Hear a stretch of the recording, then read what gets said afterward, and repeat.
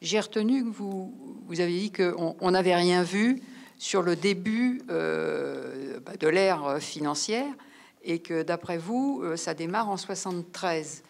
Je ne comprends pas. Est-ce que vous pouvez nous éclairer? C'est le sujet d'or noir. En 73, il y a le choc pétrolier. Bon, mais le choc pétrolier, c'est-à-dire que le prix du pétrole, en quelques jours, est multiplié par 4. Et ensuite, la hausse va continuer jusqu'en 80 et quelques. Bon. Il faut savoir que le pétrole, le baril de pétrole avant 73, le prix c'était $2. Et puis il est monté jusqu'à $100. Bon. Donc vous voyez, c'est très, très, très important. Mais ce n'est pas seulement ça, c'est que toute la structure de la branche change. Avant 73, le marché du pétrole est dominé par les 7 sœurs, c'est-à-dire les 7 grandes compagnies pétrolières, Exxon, Mobil, Shell, BP, enfin bref, elles sont 7. Qui ont les concessions, qui les exploitent, qui transportent le pétrole, qui le raffinent et qui le vendent. C'est elles qui fixent les prix. C'est elles qui fixent les prix. Les pays producteurs gagnent très peu d'argent. Très, très peu d'argent. Très peu d'argent. Et les compagnies sont tellement puissantes qu'elles sont capables... je ne sais pas si vous avez entendu parler en Iran de l'arrivée de Mossadegh au pouvoir en 1951. Mossadegh arrive démocratiquement au pouvoir et décide de nationaliser les pétroles iraniens et de vendre lui-même le pétrole. Les grandes compagnies, les 7 sœurs, décident d'un embargo sur le pétrole iranien. Et l'Iran ne parvient pas à vendre 1 litre de pétrole. Ça montre la puissance des grandes compagnies à ce moment-là. Bon. Elles dominent complètement. C'est un oligopole, mais un oligopole régulé, c'est-à-dire qu'elles prennent toutes les décisions en commun, elles appliquent les mêmes prix, enfin elles fonctionnent. Bon. Qu'est-ce qui se passe? Il se passe plusieurs choses qui vont casser le monopole des grandes compagnies. Les différentes choses qui se passent, on ne parle pas beaucoup littérature. Hein. Des questions? Bon, enfin bref. Je laisse le soin aux autres. les différentes choses qui se passent, c'est que d'abord, on découvre de nouvelles sources de pétrole. Et là, on voit arriver des petites compagnies. Les grandes compagnies n'arrivent pas. Il y a des découvertes tellement importantes et tellement nombreuses que les grandes compagnies n'arrivent pas à tout contrôler.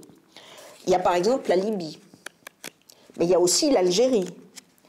Il y a, alors là je connais moins bien, mais du côté du Golfe Persique, il y a aussi des trucs qui se passent, qui échappent en partie aux grandes compagnies. Bon. Premier mouvement. Le deuxième mouvement, c'est qu'il y a du côté, par exemple, de l'Italie, la tentative de Leni, de Mattei et Leni, qui a essayé de créer une compagnie de raffinage et de vente du pétrole indépendante des grandes compagnies. Ça s'est fini par son assassinat. C'est-à-dire qu'on a fait sauter l'avion dans lequel il... Bon. Donc la tentative italienne a été une première tentative, et on l'a fait sauter en 61 ou 62. Donc ça a avorté assez vite. Mais par contre, il y a aussi l'industrialisation de pays comme l'Espagne, il y a eu une industrialisation dans les années 60, même sous Franco, début d'industrialisation, qui était hors réseau des grandes compagnies. Donc là, on a une demande, de même qu'il y a une offre qui apparaît, hors du réseau des grandes compagnies, il y a une demande qui apparaît. L'Italie aussi et donc hors du réseau. Et puis, il y a la Roumanie, qui joue le rôle de communication avec Bulgarie, etc., les autres pays du bloc communiste du bord de la mer Noire, où il y a industrialisation et demande de pétrole. Et c'est hors de la tradition des grandes compagnies, c'est-à-dire des réseaux des grandes compagnies. Donc, on se trouve dans une situation où, c'est ce que j'essaye de raconter, à partir de 1969, se développe toute une contrebande du pétrole. Et se mettent en place toute une série de réseaux, de circuits de contrebande, dans lesquels Israël joue un rôle très important. Et puis il y a aussi l'Afrique du Sud qui demande de plus en plus de pétrole. Bon. Et apparaît une nouvelle profession qui n'existait quasiment pas avant, les traders. C'est-à-dire des gens qui sont seulement commerçants, qui ne touchent pas aux produits, qui ne font que le transporter et le vendre, l'acheter, le transporter, le vendre. Ils ne produisent rien, ils commercent. Bon.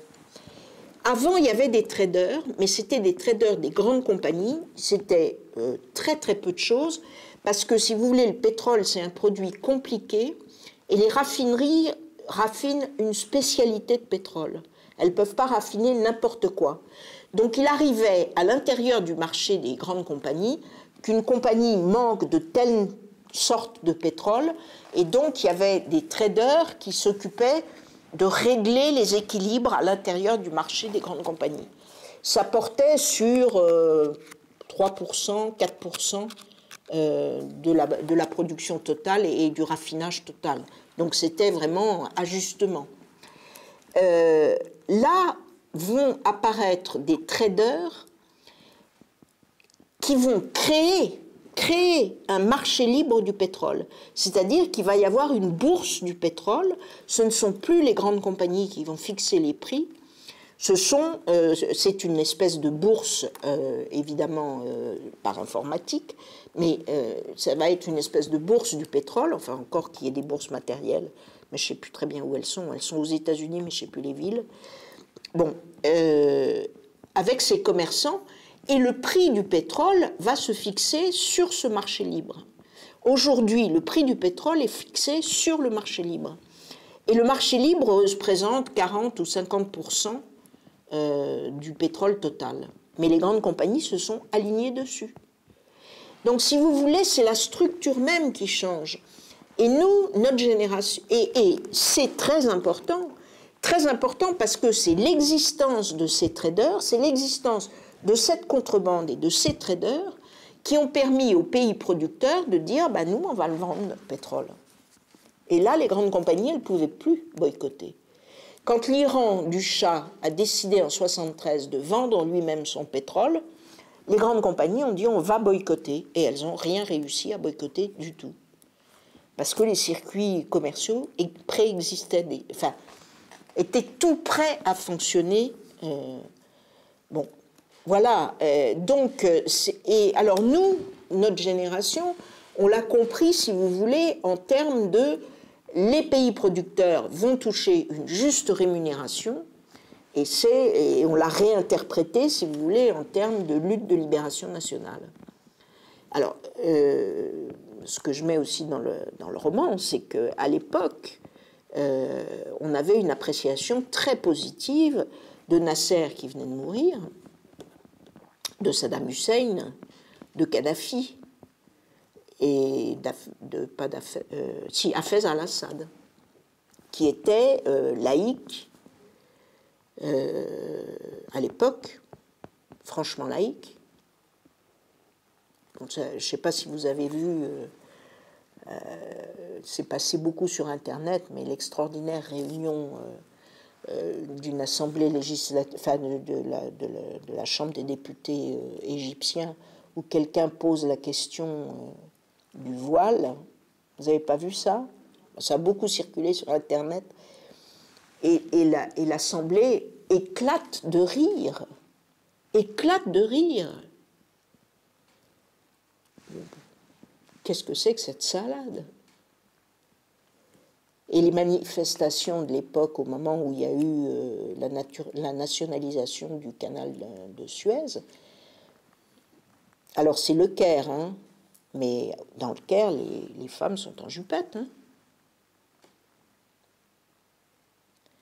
Donc il y avait un mouvement laïque qui s'appuyait sur les Russes. Et nous, on interprétait vraiment toute cette histoire du pétrole dans ces termes-là. Et finalement, c'est pas ça qui s'est joué. Ça aurait peut-être pu se jouer, je ne sais pas, mais en tout cas, c'est pas ça qui s'est joué. Donc voilà, ça a été et la financiarisation, elle s'est rodée là. Elle s'est rodée dans le marché libre du pétrole, dans le rôle des traders. C'est là que s'est joué ça, cet énorme enjeu. Aujourd'hui, si vous voulez, un tanker de 250 000 tonnes, entre le moment où il est chargé et le moment où il arrive à destination, il est vendu 30 à 40 fois. Alors vous pouvez imaginer les masses monétaires qui circulent, qui sont virtuelles, mais enfin, bon, c'est la financiarisation. Et voilà, donc voilà, bon. Écoutez, merci. Il faut raconter ça. Alors, ce que j'écris, c'est des romans. Pour revenir à 73, il y a eu quand même, en parallèle à ça et en complément, la financiarisation avec la fin des accords de Bretton Woods et l'arrêt de la parité hors dollar. Et certains le mettent même par-dessus tout ça. Et moi, je ferais même remonter le début de la financiarisation à la décision de la Banque d'Angleterre de réinvestir les euro-dollars dans les années 50. Ça, je ne connais pas. Mais c'est là. C'est les dollars qui avaient été prêtés à l'occasion du plan Marshall pour l'Europe devaient être rendus. Hein. Or, l'inflation étant la hantise de beaucoup de pays, bien sûr, les Américains n'ont pas voulu que les dollars qui avaient été prêtés reviennent sur le territoire américain. Et normalement, à cette époque-là, la bourse était extrêmement réglementée et on ne pouvait investir que dans certaines conditions, que certaines choses. Et on ne pouvait pas réinvestir ces dollars. La Banque d'Angleterre, contrairement à l'avis, elle a fait ça en douce du gouvernement britannique, hein, a décidé d'ouvrir une branche particulière pour pouvoir recycler ces euro-dollars. Et ça a été le début de la financiarisation et le retour de la bourse dans l'industrie. Mais il y a autre chose, c'était une réflexion justement sur un travail littéraire. Vous disiez au début que vous étiez une historienne plutôt spécialiste de la révolution industrielle et vous écrivez sur les scandales financiers des années 80. C'est une forme de révolution aussi. Est-ce que c'est difficile de distinguer le travail d'historienne et le travail d'écrivain? C'est-à-dire, c'est à la fois... tout à fait la prolongation et pas du tout la même chose. C'est-à-dire que, au point de vue de la documentation, sauf que je ne travaille pas les archives, je travaille de seconde main, je travaille de la même façon. C'est-à-dire, j'essaye d'avoir des documentations que je recoupe, je travaille de la même façon, mais sur des sources de seconde main, parce que j'ai absolument pas le temps de travailler sur par exemple, j'ai jamais mis mon nez dans la comptabilité des grandes compagnies. C'est impossible, si vous voulez, pour un romancier ou une romancière. Bon, donc, les méthodes de documentation doivent tout à mon travail, enfin, à mon métier d'historienne. Et après, l'écriture, ça n'a plus rien à voir. Ça n'a plus rien à voir, parce que tout ça, c'est de la doc. Après, c'est le roman. Et le roman, c'est la construction de personnages qui sont tous imaginaires. C'est-à-dire que je ne fais absolument pas de biopic. Je ne fais absolument pas de roman à clé. Je cherche, si vous voulez, à construire des personnages qui soient la mise en chair des situations, la mise en vivant des situations. C'est-à-dire, j'essaye de les construire à partir de ce que je ressens d'une époque, d'un conflit, etc. Quand vous parliez d'Elroy, vous disiez que ça vous a fait voir que ça pouvait être beaucoup plus puissant que le travail théorique, pratiquement. Oui. Est-ce que c'est un moyen, justement, d'accentuer ou de compléter votre travail d'historienne? Vous, je sais pas. En un sens, mais Oui. sauf que mon travail d'historienne, moi, j'ai jamais travaillé sur le XXe siècle. Donc, c'est vraiment en tant que romancière que je m'y suis intéressée. Moi, ma période, c'était en 1780-1880, quoi, en gros. Ou au pire 1914. Ce que Hobsbawm appelait le long 19e. Est-ce qu'il y a des scandales actuels sur lesquels vous aimeriez écrire? Oui, ça, bien sûr. J'ai fini, là, je suis en train de finir vraiment les toutes fins, un roman sur le rachat d'Alstom par les Américains. Ça s'appellera Racket. Il y a un journaliste qui a sorti un livre là-dessus, Oui, justement, ça, sur l'affaire Cron. C'est assez extraordinaire. Comment on est passé complètement à côté du fond même du problème. Ah oui, oui. Ça, j'ai tout lu. Enfin, j'ai tout lu. J'ai lu tout ce que j'ai trouvé, mais j'en ai trouvé quand même beaucoup. Voilà, donc oui, je suis... Après, je vais essayer de faire autre chose que des scandales financiers. J'aimerais beaucoup, mais c'est très dur, mais j'aimerais beaucoup faire quelque chose sur la fin de la guerre d'Algérie et sur la création du SAC. Parce que si vous voulez, ça c'est aussi un thème qui est profondément roman noir, mais la colonisation, elle crée aussi des formes particulières de banditisme. Et ça, c'est intéressant quand même. Enfin bref, mais ça c'est totalement un projet, tandis que l'autre, il est fini. Je voulais revenir sur ce que vous avez dit par rapport à... Enfin, je voulais vous expliquer un petit peu par rapport à ce que vous disiez à l'échec de votre génération. Dans quelle mesure, par rapport à... Enfin, exactement par rapport à quoi vous parlez d'échec? Vous avez, à un moment donné, vous avez dit... Ah oui, non. Voilà, et puis... C'est un grand thème. Je n'ai pas encore lu vos romans. J'en ai pris quelques-uns, mais je pense que votre vécu... Vous parlez beaucoup de votre vécu dans vos romans. Donc, même si... Oui, la façon dont vous en parlez, en tout cas. Oui. Vous abordez des sujets que vous avez vécu dans les assemblées, dans votre travail Oui, mais je pense syndicats. que beaucoup de romanciers font ça. Après, il y a aussi la question de qu'est-ce qu'ils vivent et qu'est-ce qu'ils ont vécu. Et... Bon, mais oui, l'échec de ma génération, il est extrêmement frappant. C'est un échec historique. Moi, j'ai vécu un échec historique dont je suis totalement incapable de rendre compte dans son ensemble, mais qui est extrêmement frappant. Alors, au niveau de mon vécu, les années 60 sont des années d'extrême politisation, avec des débats passionnés, extrêmement documentés, une qualité du débat politique de la gauche et de l'extrême gauche extrêmement importante, et des luttes sociales qui commencent, qui sont vraiment importantes. Et alors les années 70, si vous voulez, essayez d'imaginer, dans les années 60, on avait vraiment l'impression qu'on allait changer le monde. Mais vraiment, on y croyait tout à fait. On y croyait, on pensait que ça...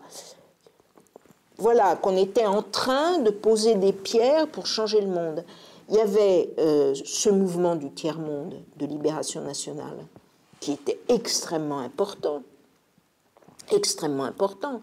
La lutte du peuple algérien, mais il y avait eu avant le Vietnam, enfin non, l'Indochine, il y aura ensuite le Vietnam, il y avait les non-alignés, il y avait toute une série de choses, il se passait des choses incroyables dans ces pays qu'on appelait à ce moment-là sous-développés,